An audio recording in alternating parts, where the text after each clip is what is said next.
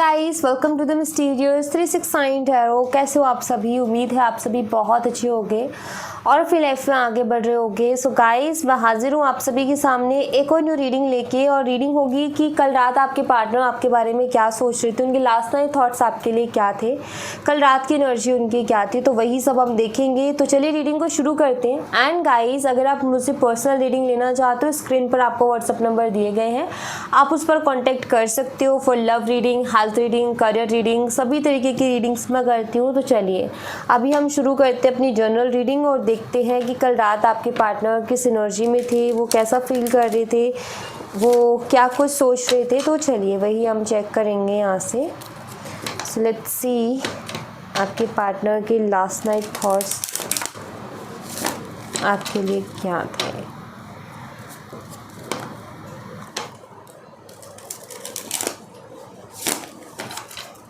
Please universe clear करें collective level पर last night thoughts क्या थे, लास्ट नाइट एनर्जी क्या थी। प्लीज़ क्लियर करें universe.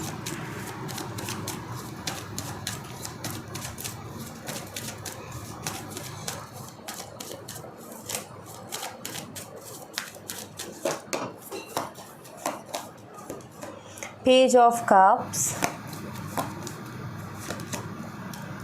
5 of swords, Knight of Pentacles, 6 of Swords, The Empress। Bottom of the deck से है 7 ऑफ Wands की एनर्जी। ओके, साइन बताती हूँ। यहाँ पर है जेमिनी, लिब्रा, एक्वेरियस और टॉरस, वर्गो, कैप्रिकॉर्न, कैंसर, स्कॉर्पियो, पाइसेस। कर्क, मीन, वृश्चिक राशि, मिथुन, तुला, कुंभ राशि, वृषभ, कन्या और मकर राशि। तो ये साइन मुझे यहाँ पर दिखते हैं। मंथ की अगर मैं बात करूँ तो मंथ मुझे यहाँ पर नज़र आता है नवंबर, मई एंड मार्च और जून। ठीक है, हाँ जी। तो सबसे पहले तो मैं उन लोगों से बात करूंगी जिनकी थर्ड पार्टी सिचुएशन चल रही है। मैं सबसे पहले तो उन्हीं को बता देती हूँ कि कल क्या हुआ है जो मैं यहाँ पर देख पा रही हूँ। तो जिनकी थर्ड पार्टी सिचुएशन चल रही है, जो कि किसी थर्ड पार्टी में फंसे हुए हैं, मतलब आपके पार्टनर ने आपको छोड़ करके किसी और को चूज़ किया, उनके साथ उनकी बातें होती हैं, चाहे फिर वो उनकी वाइफ हो, हस्बैंड हो, या उनकी गर्लफ्रेंड या बॉयफ्रेंड हो, मतलब लाइक उन्होंने दूसरा कनेक्शन बनाया है। तो यहाँ पर मैं आपको ये बता देती हूँ कि उस शख्स के साथ इनकी कल रात कुछ तो बहुत तगड़ी वाली आर्गुमेंट हुई है, जिसकी वजह से कहीं ना कहीं दोनों के बीच में अभी बात बंद है। ठीक है, दोनों ही बात नहीं कर रहे क्योंकि कल रात इन दोनों के बीच में तगड़ी वाली एक फ़ाइट हुई है। फ़ाइट से मेरा मतलब ये है कि किसी मिसअंडरस्टैंडिंग के चलते इन दोनों के बीच में बहुत कुछ गिटपिट हुई है, और जिसके बाद में अभी इनकी बातें बंद है। तो ये वो थर्ड पार्टी में जो लोग फंसे हुए हैं उनके लिए मैसेज मुझे मिला, तो मैंने डायरेक्ट आपको दे दिया। चलिए, अब आपके लिए कल रात क्या सोच रहे थे। देखो, ये जो थर्ड पार्टी सीन जिनका नहीं है उनको भी मैं आपको बताऊंगी, बट देखो सबसे पहले मैं उनको पूरी तरीके से क्लियर कर देती हूँ जिनका थर्ड पार्टी इशू चल रहा है। ठीक है, तो उनकी बात यहाँ पर ये है कि आपके पार्टनर कल रात इस चीज़ को देख करके बहुत ज़्यादा स्टक हो गए, क्योंकि कल रात जो इन दोनों के बीच में, थर्ड पार्टी और आपके पार्टनर के बीच में जो आर्गुमेंट हुआ है, उसको लेकर के आपके पार्टनर बहुत ही ज़्यादा इस सोच में चले गए, लाइक उनको काफ़ी एम्बैरेस फील किया गया, उनको डिसरिस्पेक्ट किया गया है, तो वो एकदम स्टक हो गए। जैसे इंसान जम नहीं जाता, जैसे इंसान स्टक नहीं हो जाता कि समझ में ही नहीं आता कि यार अब मैं क्या करूँ, ऐसी सिचुएशन में मैं क्या करूँ। तो कहीं ना कहीं कल रात एकदम से आपके पार्टनर स्टक हो गए थे, एंड इनको ऐसा लग रहा था कि अब आगे हमारा नहीं चल पाएगा, अब आगे हमारा कुछ हो नहीं पाएगा, ऐसा ये कहीं ना कहीं कल रात फील कर रहे थे। ठीक है, एक और चीज़ मैं यहाँ पर देख रही हूँ कि यहाँ पर ये चीज़ भी क्लियर है कि देखो आपके जो पार्टनर है ना, इनको देखो ये वक्त मैं हमेशा आपसे एक बात कहती हूँ कि वक्त हर चीज़ की वैल्यू करवा देता है, वक्त बता देता है कि कौन इंसान कितना इम्पोर्टेंट है। मैं हमेशा बात करती हूँ, इस चीज़ का जिक्र करती हूँ। तो देखो कल रात वही चीज़ हुई है। कल रात जब इन्होंने देखा कि ये क्या हुआ, देन इनको याद आया कि जब आपके साथ इनका कनेक्शन था तो बुरी से बुरी स्थिति में भी कभी आपने उनको इतना तो डिसरिस्पेक्ट नहीं किया जितना कि इनको कल रात किया गया। तो इससे एक चीज़ यहाँ पर आपके पार्टनर को समझ में आ गई कि आप ज़्यादा सेंसिबल हो, ये थर्ड पर्सन इतना सेंसिबल नहीं है जितना कि आप थे, ठीक है। ये चीज़ इनको कल रात क्लियर हो गई है, ये चीज़ एकदम क्लियर हो गई है। ऑलराइट, सो यहाँ पर मैं ऐसे देख रही हूँ कि जैसे कि आपके पार्टनर का अभी देखो थर्ड पार्टी कुछ करे, उसका बात अलग है कि वो जो है कुछ करे, कुछ ऐसा करे कि मनाए या कुछ और, वो अलग चीज़ है। बट अभी तो मैं यहाँ पर एनर्जी ये देख रही हूँ कि आपके पार्टनर का मन, हम किसी चीज़ से हमारा मन उछट नहीं जाता कि बस यार अब नहीं, तो वो वाली एनर्जी मुझे यहाँ पर आपके पार्टनर की कल रात की दिख रही है कि जैसे इनका मन सा ही उछट गया है, अब बात करने का मन नहीं करता उस तीसरे पर्सन से। अब जो है थोड़ा सा कंपैरिजन वाली एनर्जी में ये चले गए हैं कि इससे अच्छा तो मेरा वही रिलेशनशिप था, वो मुझे समझती थी, वो मुझे रिस्पेक्ट करती थी या करता था, यहाँ ऐसा कुछ नहीं है, मैंने गलत डिसीज़न ले लिया।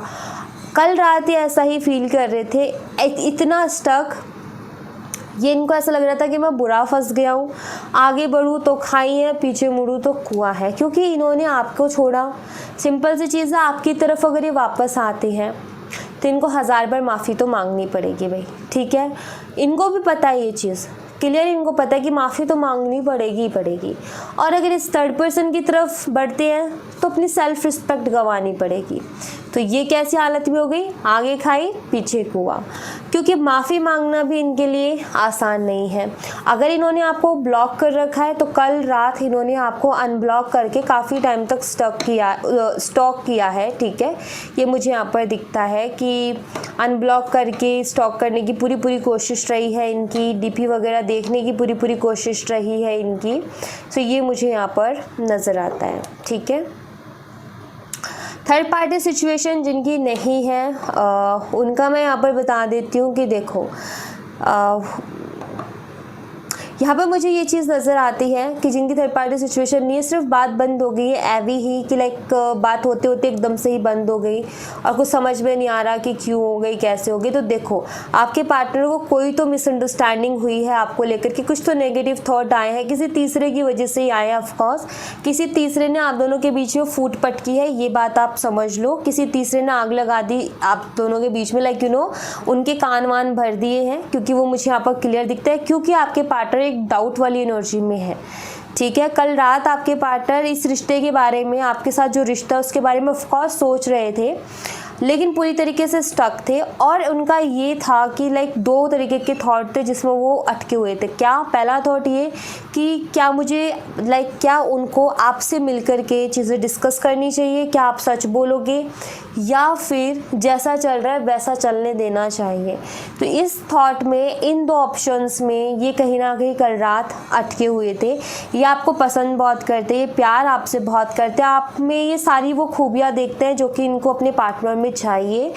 ये आपको एक मैरिज मटेरियल की तरह देखते हैं। बट यहाँ पर मुझे ऐसा नज़र आ रहा है कि किसी ने इनके कान भरे हैं, किसी ने इनके मन में गलत फहमी लाई है आपको लेकर के, तो वो चीज़ मुझे यहाँ पर नज़र आती है, ठीक है। अब जो मुझे एनर्जी मिल रही है कि वो तीसरा पर्सन कौन हो सकता है जिसने कान भरा है, वो मुझे मदर की एनर्जी मिल रही है। अब ये इनकी मदर के लेवल की कोई भी फीमेल हो सकती है, लाइक मदर फिगर है कोई, जिनके साथ इनका कुछ माँ बेटे जैसा रिश्ता है, जैसे कि भाभी हो सकती है इनकी बुआ हो सकती है, इनकी मौसी हो सकती है, इनकी बड़ी बहन हो सकती है जो सबसे बड़ी हो, ठीक है। और इनकी खुद की मदर भी हो सकती है, क्योंकि वो एनर्जी मुझे यहाँ पर मिल रही है। ऑलराइट, तो ऐसा मुझे यहाँ पर एनर्जी में देखने को मिल रहा है। सो कुछ इस टाइप के इनके कल रात के थॉट्स रहे हैं, कुछ इस तरीके का स्ट्रगल इनका कल रात का रहा है, जो कि मैं इन कार्ड्स में देख पा रही हूँ। यहाँ पर कुछ और कार्ड्स देख लेते हैं जिससे हमें और भी चीज़ें क्लियर होंगी। जस्ट अ मिनट, मैं इनको साइड कर देती हूँ, यहाँ से देखेंगे।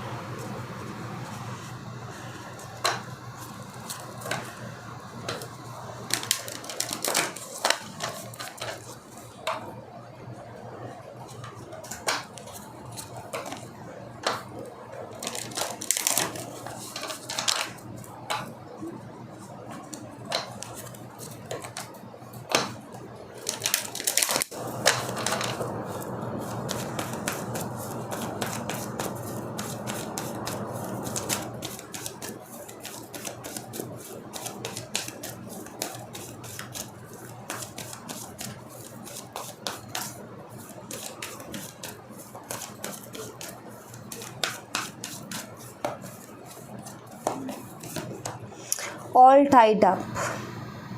नंबर 23, देखो ये कार्ड मुझे 2-3 चीज़ें बताता है। सबसे पहली चीज़ तो ये एक स्टॉकिंग एनर्जी जो कि आपके पार्टनर कर रहे हैं और कल रात ही कर रहे थे, स्पाई कर रहे थे, स्टॉक कर रहे थे आपको जो है आपकी सोशल मीडिया पर। और मे बी ये स्टॉकिंग एनर्जी इसलिए भी आ सकती है क्योंकि हो सकता है आपके ओल्ड मैसेजेस रीड कर रहे हो या आपकी किसी तरीके की रिकॉर्डिंग वगैरह सुन रहे हो, क्योंकि वो वहाँ भी स्टॉकिंग एनर्जी कई बारी निकल के आ जाती है। दूसरी चीज़ मैं यहाँ पर ये देख रही हूँ कि गाइस यहाँ पर ना आप दोनों का कनेक्शन में सब कुछ बंधा हुआ है, ये ऐसे ही ख़राब नहीं हो सकता है। कहते हैं ना कि दो लोग किसी चीज़ के लिए लिख दिए गए हैं, अब वो तो होनी है, तो वो चीज़ मुझे इस कनेक्शन में नज़र आती है। तो ये भी एक कारण है कि ये बेशक थर्ड पार्टी के पास जाए, फोर्थ पार्टी के पास जाए, लेकिन वो घूम फिर के ना आना उधर ही है, क्योंकि वही चीज़ है जो कि जहाँ आकर के इनको रुकना है। ये जाएंगे, घूमेंगे फिरेंगे, एक्सपीरियंस लेंगे, फिर वहीं आएंगे, क्योंकि कुछ ऐसा लिखा हुआ है। दूसरा मुझे ये कार्ड ये भी बताता है कि आप दोनों के रिश्ते पर किसी की नज़र भी है, जो कि मतलब आप दोनों से जेलस फील करता है, जो कि आप दोनों को खुश नहीं देखना चाहता और 24 घंटा उनको उस इंसान को इसके अलावा कोई काम नहीं है, सिर्फ आपके रिश्ते पर नज़र रखनी है और ये कहीं सही ना हो जाए इसका वो करना है। तो ये एनर्जी मुझे यहाँ पर दिखती है। ऑलराइट, एंड यहाँ पर है कम्युनिटी का नंबर 7 कार्ड, जो कि मुझे यहाँ पर एक चीज़ क्लियरली बताता है कि आपके पार्टनर बहुत ज़्यादा फैमिली, सोसाइटी, इनके बारे में बहुत बड़ी बड़ी बातें करते हैं। मैं अपनी फैमिली से बहुत प्यार करता हूँ, फैमिली से सभी लोग बहुत प्यार करते हैं, चलो ठीक है, फैमिली का तो ठीक है, सोसाइटी एंड ऑल, इन सारी चीज़ों के बारे में बहुत बातें करते हैं, ये मुझे यहाँ पर क्लियरली नज़र आता है। तो हो सकता है कि आप दोनों के बीच में किसी तरीके का यही दिक्कत है कि फैमिली की प्रॉब्लम्स आ रही है, सोसाइटी की प्रॉब्लम आ रही है। तो जैसे कि आपके पार्टनर आपकी तरफ आए भी तो उनको ये समझ में आता है कि हमारा कोई आगे का फ्यूचर नहीं है, क्योंकि ये प्रॉब्लम्स आने वाली है। तो क्या मेरा जाकर के 100 बारी 1000 बारी माफ़ी मांगना सही रहेगा? क्या उसमें मुझे कोई फ़ायदा मिलेगा? मतलब इंसान का ये होता है ना कि चलो कुछ फ्यूचर दिख रहा है साथ में, तो मैं 1000 क्या लाख बार भी माफ़ी मांग लूँगा, चल हमारी शादी तो हो जाएगी कम से कम। बट इनको ऐसा लगता है कि हमारे ये प्रॉब्लम्स है, ये सारे इश्यूज़ है, तो क्या मेरा माफ़ी मांगना जाकर के सही रहेगा, मांगना चाहिए या नहीं, बड़ा सोच रहे हैं इस बारे में। लेकिन अगर ईश्वर ने कह दिया ना कि जाके माफ़ी मांगनी है, तो फिर तो मांगनी है, फिर ये चाह कर के भी नहीं वो कर सकते। हैप्पी फैमिली, सी आपके पार्टनर ना ये तो मुझे क्लियर दिखता है कि आपके अंदर वो गुण देखते हैं जो कि एक लाइफ पार्टनर के अंदर होते हैं। देखो हर शख्स ना, चाहे वो प्लेयर हो, चाहे वो मौज मस्ती के लिए रिलेशन बनाता हो, चाहे कुछ भी हो, लेकिन हर शख्स को ऐसा इंसान चाहिए जो कि अच्छा लाइफ पार्टनर हो, ठीक है। और वो लाइफ पार्टनर वाले गुण इनको आपके अंदर नज़र आते हैं। अगेन मैंने अभी फ्यूचर की बात की थी, कि इनको कोई फ्यूचर नहीं दिखता। और यहाँ पर हैप्पी फैमिली भी है, तो वही है कि यहाँ पर ये चाहते तो हैं कि ये जहाँ एफर्ट डालें, जहाँ हज़ारों लाखों बार माफ़ी मांगे या 1000 बार झुके, उसके साथ कोई फ्यूचर हो। क्योंकि इनका ये कि अगर मैं किसी के सामने झुकूँ तो फिर वो हमेशा के लिए मेरा हो, अदरवाइज़ ऐसे झुकने का कोई फ़ायदा नहीं। अगेन वही अपने मतलब की बात सोच रहे हैं। सिंपल सी चीज़ यही है कि जैसे मान लो कि गलती जो इन्होंने की है वो आपसे हो गई, ठीक है, और आपको पता है कि आपकी फैमिली जो है इस लड़के के लिए नहीं मानने वाली है, तो आप क्या करोगे? आपका ये होगा कि मैं उससे माफ़ी मांगूँ या ना मांगूँ। तो फिर आप ये सोचोगे कि उसके साथ तो मेरा कोई फ्यूचर भी नहीं है, मेरी फैमिली वैसे भी नहीं मानेगी, तो मेरा वहाँ जाकर के माफ़ी मांगने का क्या मतलब है?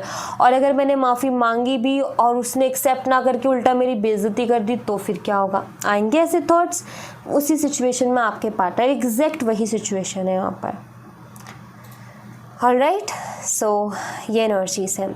एक चीज़ ज़रूर मुझे दिखती है कि ये चाहते आपके जैसा ही लाइफ पार्टनर है, ठीक है, क्योंकि इनको ये ज़रूर दिख रहा था कि अगर ये आपके साथ कैसे भी करके इस रिश्ते में आगे बढ़ते हैं तो एक हैप्पी फैमिली आपके साथ इनकी हो सकती है, क्योंकि आप काफ़ी सेंसिबल पर्सन हो, आप सिचुएशन को अंडरस्टैंड करते हो, आप सिचुएशन को संभालने की ताकत रखते हो, ना कि पागलों की तरह ख़राब कर देते हो।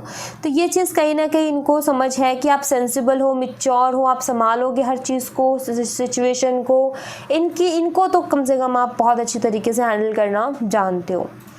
तो ये चीज़ देखते हुए ये चाहते हैं आपके जैसा ही लाइफ पार्टनर, बट कुछ इश्यूज तो हैं सोसाइटी का, फैमिली का, जो कि इनको ऐसा नज़र आता है कि ये तो होने ही नहीं देंगे कुछ। तो ये यहाँ पर ना बहुत ज़्यादा, अब आप ये खुद ही देख लो, आप कहते हो ना कन्फ्यूज़न कन्फ्यूज़न कन्फ्यूज़न, किस चीज़ की कन्फ्यूज़न? ये कन्फ्यूज़न ही है। ये अलग अलग तरीके के एक टाइम पर अलग अलग तरीके के थॉट आना ही कन्फ्यूज़न है, जिसमें इंसान डिसाइड ही नहीं कर पा रहा कि मैं करूँ तो करूँ क्या, माफ़ी मांगूँ कि ना मांगूँ। तो ये कन्फ्यूज़न है। इनडिसीजन, मैंने बोला था ना ये कन्फ्यूज़न है, और ये इनडिसीजन का कार्ड आ गया यहाँ पर। इनके सामने दो तरीके के रास्ते हैं, इनको नहीं पता कि मुझे किस रास्ते पर जाना है, किधर जाना है, किधर जाकर के मेरे लिए अच्छा होगा और किधर जाकर के मेरे लिए अच्छा नहीं होगा। यस, ये कंफ्यूज है। ओके, चलिए अब जो है मैं कुछ कार्ड्स यहाँ से देखूँगी आपके लिए।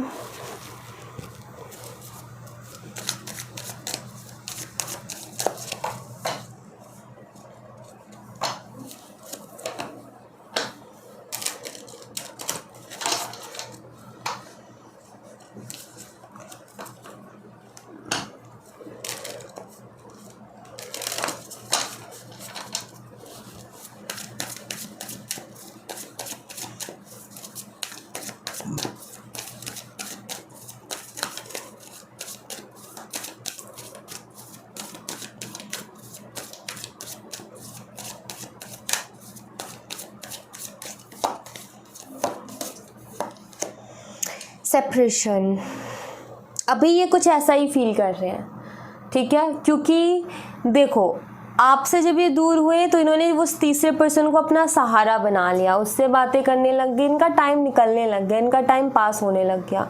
लेकिन अब कल रात भी उससे बात बंद हो गई। अब आया असली सेपरेशन का मज़ा इनको। अब समझ में आता है कि सेपरेशन किसे कहते हैं। जब हमें किसी इंसान की आदत लग जाती है, जब हमें किसी से बात करने की आदत लग जाती है और वो इंसान एकदम से जब ऐसा दूर होता है तो कैसा फील होता है, वो इन्होंने कल रात फील कर लिया है कि एग्जैक्ट सेपरेशन का पेन होता क्या है, ये इन्होंने कल रात देख लिया।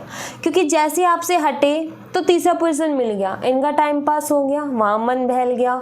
लेकिन अब कोई नहीं है तो समझ में आ रहा है कि अकेलापन क्या होता है। एग्जिस्टेंस, इनको समझ में आ रही है ये चीज़ें कि अच्छे रिश्ते कितने ज़रूरी होते हैं, क्योंकि इन्होंने खोए हैं। जिन लोगों ने इनको अपनी लाइफ में सब कुछ बना दिया, जिन लोगों ने इनको अपनी लाइफ में, जैसे कि आपने इनको अपनी लाइफ में हमेशा ऊपर रखा, खुद से भी ऊपर, खुद से भी पहले आपने इनको रखा, इनके बारे में सोचा, तो इनको ये समझ में आया है कि जब हम ऐसा करेंगे तो यस हमें भी कुछ नहीं मिलने वाला। फिर the master awakening, the master awakening card है। रियलाइजेशन, सेल्फ रियलाइजेशन कि गलत किया है, उन लोगों को खो दिया जो अच्छे थे। और ये कल रात उस एनर्जी में गए हैं कि ये कल रात ये भी सोच रहे थे कि अब मुझे अपनी ज़िंदगी में उन लोगों को रखना है जो कि सच में मेरे अपने हैं, और फालतू के लोगों को मुझे हटाना है। क्यों? क्योंकि इन्होंने कल रात एक ऐसी जो है बेइज्जती महसूस की है अपनी, कि जिसके बाद इनको ऐसा लगता है कि फालतू के लोग जो हैं सर पे चढ़ के हमेशा नाचते हैं, फालतू के लोग जो हैं सर पे चढ़ के जो है सिर्फ बेइज्जती करते हैं और सिवाय तकलीफ़ के कुछ नहीं देते हैं। तो इनको ये ज़रूर समझ में आया कि ऐसे लोगों को मुझे निकालना है अपनी लाइफ से, मुझे रखना ही नहीं है। जिन लोगों को खुद की समझ नहीं है, जिन लोगों को बोली की समझ नहीं है, और हो सकता है कि इन्होंने ऐसी लैंग्वेजेस का आपके साथ इस्तेमाल किया हो सकता है कि इस शख्स ने आपको कोई कमी ना छोड़ी हो बोलने में, उल्टा सीधा और डिसरिस्पेक्ट करने में, लेकिन जब खुद पर बात आई है तो समझ में आती है, जब खुद पर बात आती है ना तो समझ में आती है कि कितनी तकलीफ़ होती है। तो वही सेल्फ रियलाइजेशन मुझे आपके पार्टनर की दिख रही है। बट ये पास्ट को क्लीन करना चाहते हैं, क्योंकि ये पास्ट अब इनके लिए एक बहुत बड़ा रिग्रेट, इनके लिए एक बहुत बड़ा पछतावा हो गया है, और अब इस पास्ट को ही ये निकालना चाहते हैं। ये चाहते हैं कि बदल जाए वो चीज़ें। बट एक चीज़ मुझे यहाँ पर दिख रही है कि ये पास्ट को माफ़ करके, भूल के ज़िंदगी में आगे बढ़ना चाहते हैं, एक फ़्रेश न्यू स्टार्ट ये करना चाहते हैं, ऐसा मुझे यहाँ पर नज़र आता है। ऑलराइट, सो मैं गाइज़ आपके लिए ना आज बाबा की मैसेजेस लेने वाली हूँ, और देखते हैं कि बाबा की तरफ से आपके लिए क्या मैसेज है। 3 कार्ड्स में रखूँगी रोज़ की तरह ही, और आपने कोई एक कार्ड चूज़ करना है अपने लिए, ठीक है। चलिए मैं एक बार अच्छे से इनको शफल कर लेती हूँ।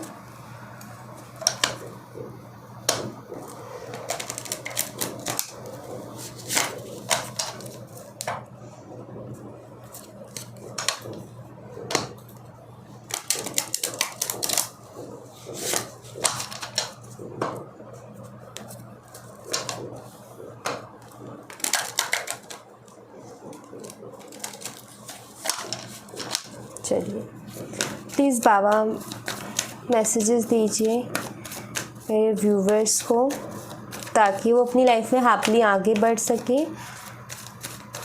प्लीज़ गाइड कीजिए बाबा।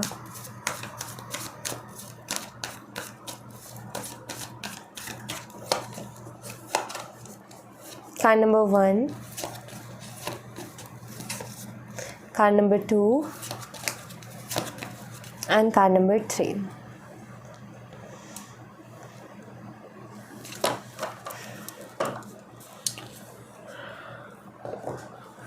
कार्ड नंबर 2 आपके लिए एक मैसेज है।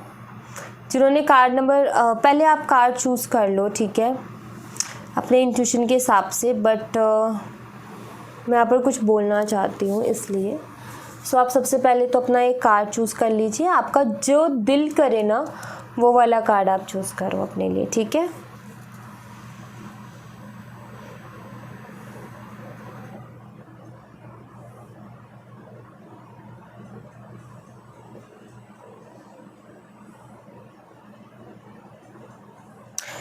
ओके, सो गाइज़ सबसे पहले मैं कार्ड नंबर 2 वालों से बात करूँगी, जिन्होंने कार्ड नंबर 2 को चूज़ किया है। आप कुछ तो ऐसा कर रहे हो, लाइक आप सब कुछ जानते हो। कार्ड नंबर 2 आपको सब सच पता है, आप सब कुछ जानते हो, बट फिर भी आप खुद को गुमराह कर रहे हो, आप फिर भी उल्टे चल रहे हो। मतलब सब सच जानते हुए आपको पता है क्या नहीं है, क्या होना है क्या नहीं होना है, लेकिन फिर भी जैसे कि आप जो है सही से नहीं चल पा रहे हो। जैसे मुझे ऐसा लगता है कार्ड नंबर 2 कि आपके लिए यहाँ पर ना बाबा आपसे ये कहना चाहते हैं कि आपको जब लग रही है ना जो चीज़, उसको एक्सेप्ट करना सीखो। जब आपकी इंट्यूशन आपको चीख करके कोई चीज़ कह रही है ना, तो उसको समझो। ऐसा नहीं है कि मुझे नेगेटिव नहीं सोचना, क्या पता वही आपके लिए पॉजिटिव हो, ठीक है। तो आप अपनी इंट्यूशन को नहीं सुन रहे हो। कार्ड नंबर 2 जिन्होंने भी चूज़ किया है, प्लीज़ लिसन योर इंट्यूशन, ठीक है। आपको अपनी इंट्यूशन को सुनना चाहिए, ठीक है। आपकी अंतर आत्मा आपसे क्या कहती है उसको सुनो, क्योंकि वो बहुत ज़रूरी है। ये मैसेज मिला मुझे, सो मैंने आपको दिया। नाउ अब कार्ड नंबर 1 देखते हैं, जिन्होंने कार्ड नंबर 1 चूज़ किया आपके लिए बाबा की तरफ से क्या मैसेज है। Meditation, chant and pray. So card number 1 आपको यहाँ पर बाबा कहे हैं कि जो सवालों के जवाब आप बाहरी दुनिया में ढूंढ रहे हो ना, उन सवालों के जवाब आपके पास खुद के पास हैं, बट आप उनके जवाब क्यों नहीं ढूंढ पा रहे हो? क्योंकि आपका मन और दिमाग दोनों ही शांत नहीं है।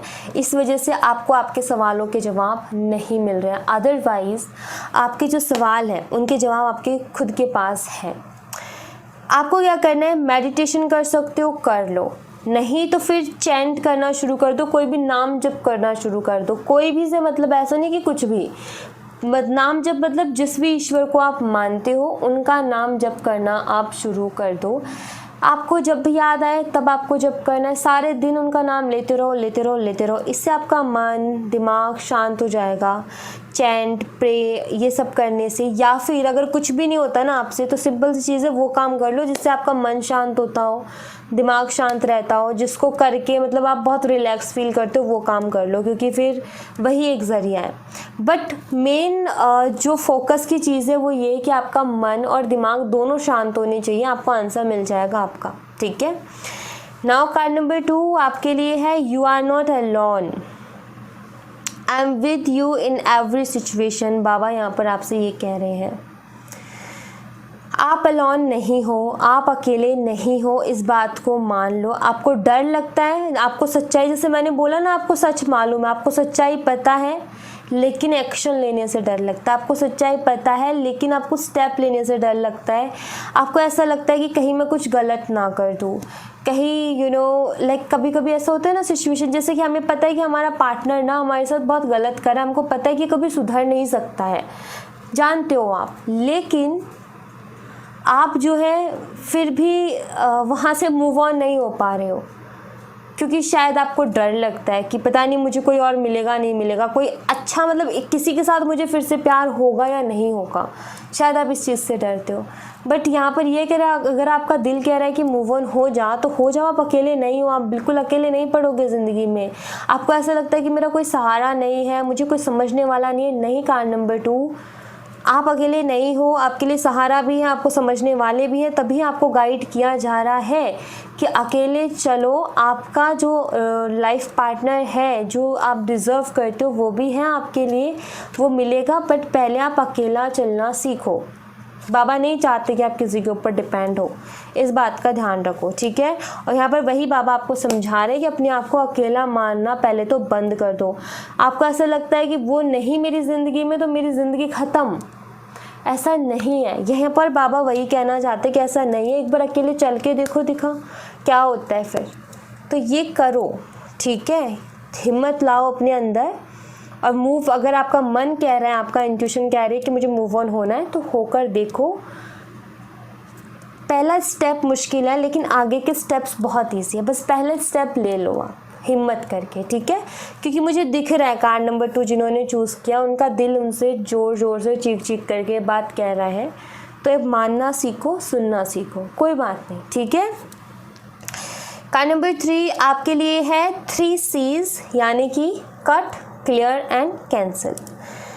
जो भी पास्ट की बैड मेमोरीज़ हैं, जो भी हर्ट है, जो भी पास्ट का पेनफुल जो पास्ट रहा है, कट, क्लियर और कैंसिल कर दो अपनी लाइफ से, क्योंकि इसको कैरी करके वैसे भी दुख के अलावा, पेन के अलावा, तकलीफ़ के अलावा आपको कुछ नहीं मिलने वाला है। तो इसको अपनी ज़िंदगी से पूरी तरीके से हटा दो। अपने साथ पास्ट को लेकर के चलने की कोई ज़रूरत नहीं। ये पास्ट सिवाय पेन के, सिवाय दर्द के, सिवाय तकलीफ़ के कुछ नहीं देने वाला आपको। तो ज़िंदगी में आगे की तरफ देखो, पीछे की तरफ मत देखो। और पहली चीज़ तो ये देखो प्रेजेंट में कौन है आपके साथ, उसका हाथ पकड़ो और आप फ्यूचर देखना शुरू कर दो। जो जा चुका है जाने दो, आएगा वो लौट करके, लेकिन आपको उसके लिए रुकना नहीं है, क्योंकि जिसने आपकी पहले वैल्यू नहीं की आप उसको मौका इतना ईजी से दे दोगे क्या? अगर आप इतना ईजी से मौका दे दोगे तो फिर से तैयार रहो वही धोखा खाने के लिए।